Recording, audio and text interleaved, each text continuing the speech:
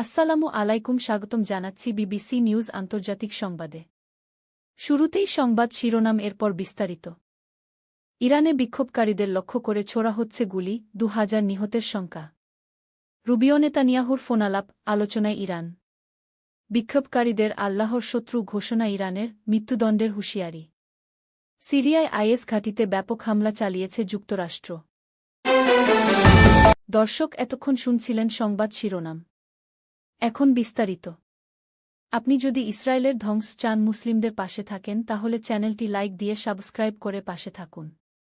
ইরানে বিক্ষোভকারীদের লক্ষ্য করে ছোড়া হচ্ছে গুলি, ২০০০ নিহতের শঙ্কা। বিক্ষোভ দমনে কঠোর অবস্থান নিয়েছে ইরানের নিরাপত্তা বাহিনী। বিক্ষোভকারীদের লক্ষ্য করে ছোড়া হচ্ছে তাজা গুলি। এতে গত ৪৮ ঘণ্টায় প্রায় ২০০০ মানুষ নিহত হয়েছেন বলে আশঙ্কা করা হচ্ছে। এ সংখ্যা আরও বেশি হতে পারে। রোববার 11 জানুয়ারি এক প্রতিবেদনে এ তথ্য জানিয়েছে লন্ডন থেকে পরিচালিত সংবাদমাধ্যম ইরান ইন্টারন্যাশনাল। সংবাদমাধ্যমটি বলেছে, ইন্টারনেট পুরোপুরি বিচ্ছিন্ন রেখে বিক্ষোভকারীদের বিরুদ্ধে কঠোর দমনপীড়ন চলছে। এর মধ্যে দক্ষিণ তেহরানের কাহরিজাক থেকে পাঠানো একটি ভিডিওতে বেশ কয়েকজনের মরদেহ পড়া থাকা ও কয়েকজনের মরদেহ বডি ব্যাগে রাখা দেখতে পাওয়া গেছে। প্রত্যক্ষদর্শীরা জানিয়েছেন, সেখানে কয়েক ডজন মরদেহ আছে। এছাড়া একটি ইন্ডাস্ট্রিয়াল শেডের কাছে আরও কয়েকজনের মরদেহ পড়ে থাকতে দেখা গেছে। এর আগে ফারদিস, কারাজ এবং পূর্ব তেহরানের আলঘাদির হাসপাতাল থেকে পাঠানো ভিডিওতেও মরদেহ পড়ে থাকতে দেখা গেছে, যা নির্দেশ করছে শুধুমাত্র নির্দিষ্ট শহরেই কঠোর দমন চলছে না, যেখানেই বিক্ষোভ চলছে সেখানেই গুলি ছোড়া হচ্ছে। ইন্টারনেট বিচ্ছিন্ন থাকায় পুরো চিত্র উঠে আসছে না উল্লেখ করে সংবাদমাধ্যমটি বলেছে, যেসব তথ্য আসছে সেগুলো বিশ্লেষণ করে বলা যায় বহু জায়গায় প্রাণঘাতী অস্ত্র ব্যবহার করা হচ্ছে। উত্তরাঞ্চলের শহর রাশতের এক চিকিৎসক ইরান ইন্টারন্যাশনালকে জানিয়েছেন, শুধুমাত্র একটি হাসপাতালেই অন্তত ৭০টি মরদেহ আনা হয়েছে। সূত্র জানিয়েছে, তেহরানের বিভিন্ন অংশ এবং কারাজের ফাদরিসে সবচেয়ে বেশি সহিংসতা হচ্ছে। এছাড়া অন্যান্য জায়গা থেকেও বিক্ষোভকারীদের উপর ব্যাপক হারে গুলি ছোড়ার তথ্য আসছে। সাধারণ ইন্টারনেট বন্ধ থাকায় ইলন মাস্কের স্টারলিংক স্যাটেলাইট ইন্টারনেটের মাধ্যমে বেশ কয়েকজন হত্যাকাণ্ডের ভিডিও পাঠাচ্ছেন বলে জানিয়েছে সংবাদমাধ্যমটি। রুবিও নেতানিয়াহুর ফোনালাপ, আলোচনায় ইরান। ইসরায়েলের প্রধানমন্ত্রী বেনিয়ামিন নেতানিয়াহুর সঙ্গে টেলিফোনে কথা বলেছেন মার্কিন পররাষ্ট্রমন্ত্রী মার্কো রুবিও। শনিবারের 10 জানুয়ারি এ ফোনালাপে তারা ইরানে চলমান বিক্ষোভ, গাজা ও সিরিয়া পরিস্থিতি নিয়ে আলোচনা করেন। মার্কিন সূত্রের বরাতে এক প্রতিবেদনে এ তথ্য জানিয়েছে সংবাদমাধ্যম অ্যাক্সিওস। এছাড়াও নাম প্রকাশে অনিচ্ছুক ৩টি সূত্রের বরাতে সংবাদমাধ্যম দ্য নিউ ইয়র্ক টাইমস বলছে, শনিবার সকালে ইসরায়েলের প্রধানমন্ত্রী বেনিয়ামিন নেতানিয়াহু যুক্তরাষ্ট্রের পররাষ্ট্রমন্ত্রী মার্কো রুবিওর সঙ্গে টেলিফোনে কথা বলেছেন। প্রতিবেদনে বলা হয়, ফোনালাপে তারা ইরানের সরকারবিরোধী ব্যাপক বিক্ষোভ, সিরিয়ার পরিস্থিতি এবং গাজায় শান্তি চুক্তির উদ্যোগ নিয়ে আলোচনা করেন। এতে আরও বলা হয়েছে, ইসলামী প্রজাতন্ত্র ইরান ইন্টারনেট বন্ধ করে দেওয়ার পর এবং বিক্ষোভকারীদের উপর নৃশংস ও প্রাণঘাতী দমনপীড়নের খবরের প্রেক্ষাপটে যুক্তরাষ্ট্রের প্রেসিডেন্ট ডোনাল্ড ট্রাম্প ইরানের উপর হামলার অনুমোদন দেওয়ার বিষয়টি গম্ভীরভাবে বিবেচনা করছেন। তবে এখনও কোনো চূড়ান্ত সিদ্ধান্ত নেওয়া হয়নি বলে প্রতিবেদনে জোর দিয়ে বলা হয়েছে। ট্রাম্পের সামনে বিভিন্ন বিকল্প উপস্থাপন করা হয়েছে, যার মধ্যে তেহরানে সামরিক নয় এমন লক্ষ্যবস্তুর উপর হামলার আশঙ্কাও রয়েছে।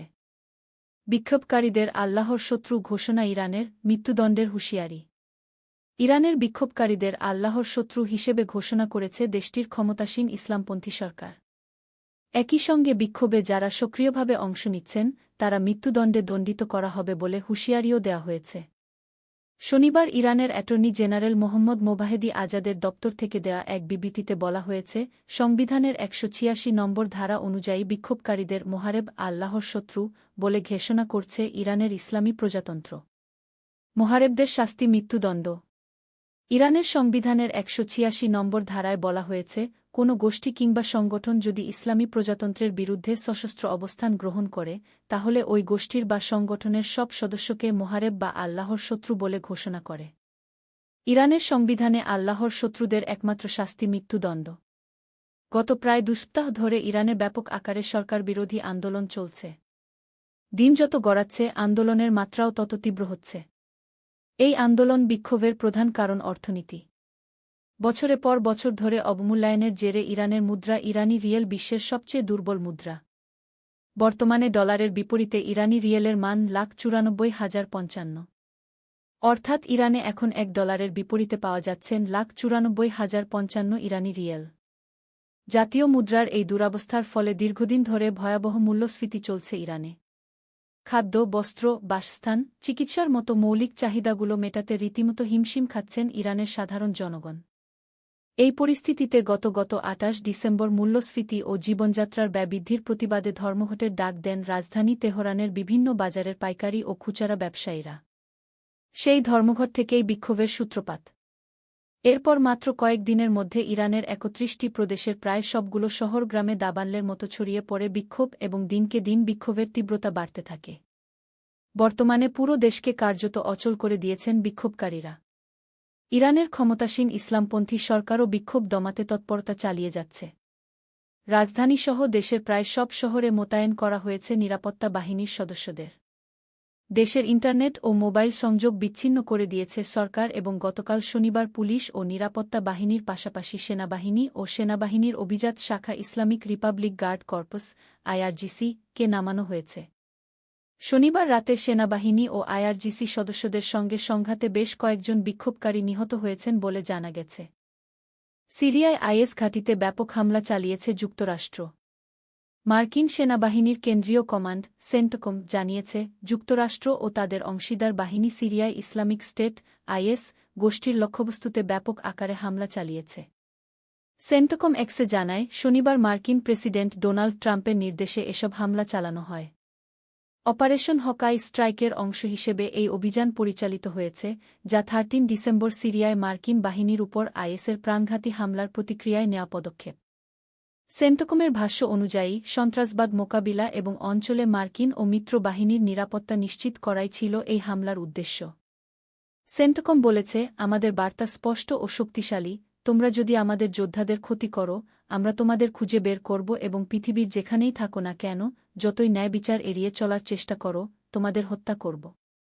বিবিসির যুক্তরাষ্ট্রের সহযোগী সংবাদমাধ্যম CBS নিউজকে দেয়া এক কর্মকর্তার তথ্য অনুযায়ী, এই অভিযানে 20টিরও বেশি বিমান অংশ নেয় এবং 35টির বেশি লক্ষ্যবস্তুতে 90টিরও বেশি নির্ভুল অস্ত্র নিক্ষেপ করা হয়। তিনি জানান, অভিযানে অংশ নেওয়া বিমানগুলোর মধ্যে ছিল F-15E, A-10, AC-130J, MQ- drone এবং জর্ডানের F-16 যুদ্ধবিমান। হামলাগুলোর নির্দিষ্ট অবস্থান এবং এতে হতাহতের পরিমাণ সম্পর্কে তাৎক্ষণিকভাবে কোনো তথ্য জানা যায়নি। শনিবার এক্সে প্রতিরক্ষা সচিব পিট হেগসেথ সামরিক অভিযানের প্রসঙ্গে লিখেছেন, আমরা কখনো ভুলব না, কখনো থামব না। ডিসেম্বরে ট্রাম্প প্রশাসন প্রথম অপারেশন হকাই স্ট্রাইকের ঘোষণা দেয়। এর আগে সিরিয়ার মধ্যাঞ্চলের পালমিরায় এক IS বন্দুকধারীর হামলায় 2 মার্কিন সেনা এবং 1 মার্কিন বেসামরিক দোভাষী নিহত হন। ডিসেম্বরে এই অভিযানের ঘোষণা দিতে গিয়ে হেগসেথ বলেছিলেন, এটি কোনো যুদ্ধের সূচনা নয়, এটি প্রতিশোধের ঘোষণা। প্রেসিডেন্ট ট্রাম্পের নেতৃত্বে যুক্তরাষ্ট্র তার জনগণকে রক্ষা করতে কখনো দ্বিধা করবে না এবং কখনো পিছু হটবে না। সেন্টকম জানায়, শনিবারের সর্বশেষ হামলার আগে 20 ডিসেম্বর থেকে 29 ডিসেম্বর এর মধ্যে অপারেশন হকাই স্ট্রাইকের অংশ হিসেবে 11টি অভিযানে প্রায় 25 জন IS সদস্যকে হত্যা বা আটক করা হয়েছে। এই অভিযানের প্রথম মিশনটি পরিচালিত হয় 19 ডিসেম্বর। তখন যুক্তরাষ্ট্র ও জর্ডানের বাহিনী যৌথভাবে ISের বিরুদ্ধে একটি ব্যাপক হামলা চালায়। সেন্টকমের ভাষ্য অনুযায়ী, ওই অভিযানে যুদ্ধবিমান, আক্রমণকারী হেলিকপ্টার ও কামান ব্যবহার করে সিরিয়ার মধ্যাঞ্চলের একাধিক স্থানে অবস্থিত 70টিরও বেশি লক্ষ্যবস্তুতে হামলা চালানো হয়। সেই অভিযানে ISের পরিচিত অবকাঠামো ও অস্ত্রাগার লক্ষ্য করে 100টিরও বেশি নির্ভুল অস্ত্র ব্যবহার করা হয়েছিল।